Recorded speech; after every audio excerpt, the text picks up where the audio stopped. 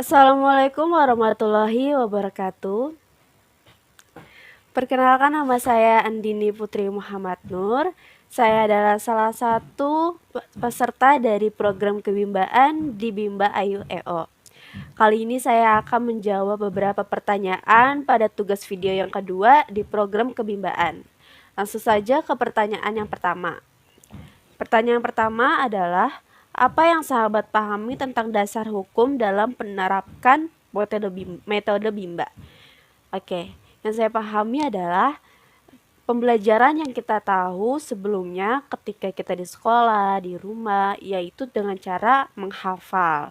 Metode ini merupakan salah satu metode yang sangat membosankan dan juga dapat memunculkan kebencian dalam pembelajaran. Maka dari itu, Bimba memunculkan 3 metode dalam pembelajaran, yaitu yang pertama adalah fun learning, yang kedua adalah small step system, dan yang ketiga adalah individual system.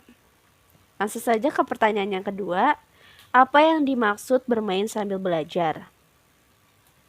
Di sini adalah proses di mana memberikan suatu kesenangan, ketentraman, kegembiraan di saat pembelajaran sedang berlangsung. Maka dari itu, ketika belajar dibutuhkan suatu kenyamanan, suatu ketentraman, kesenangan agar pembelajaran yang diterima atau yang diberikan dapat diterima dengan baik, dapat diterima dengan utuh. Kemudian pembelajaran tidak membosankan. Seperti itu. Lanjut ke pertanyaan yang ketiga, jelaskan mengenai metode Bimba. Yang pertama adalah fun learning. Fun learning ini yang kita ketahui yaitu sepenuhnya menyenangkan.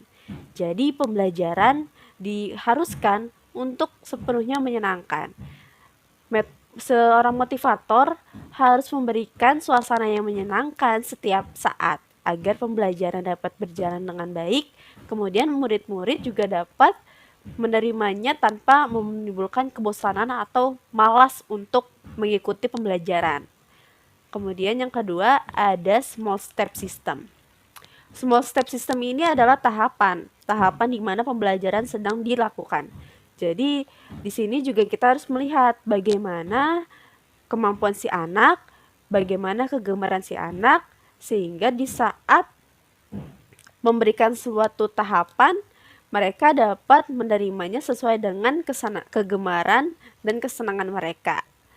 Ini juga bergantung pada individual system.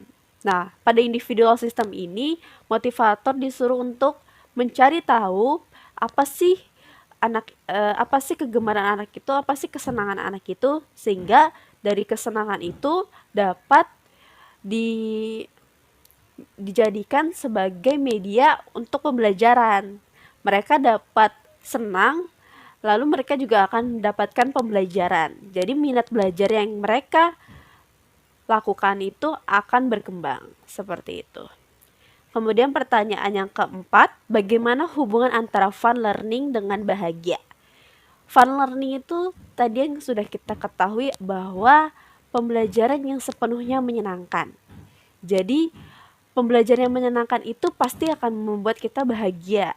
Jadi kebahagiaan yang muncul dalam pembelajaran itu yang karena mungkin dalam prosesnya itu menyenangkan gitu. Jadi pembelajaran sesulit apapun, kalau caranya yang bisa menyenangkan, caranya membuat kita senang dan membuat kita nyaman, itu dapat membuat diri kita bahagia atau membuat anak itu bahagia. Seperti itu. Baik, terima kasih. Itu saja yang dapat saya jawab dari pertanyaan tugas video yang kedua ini. Wassalamualaikum warahmatullahi wabarakatuh.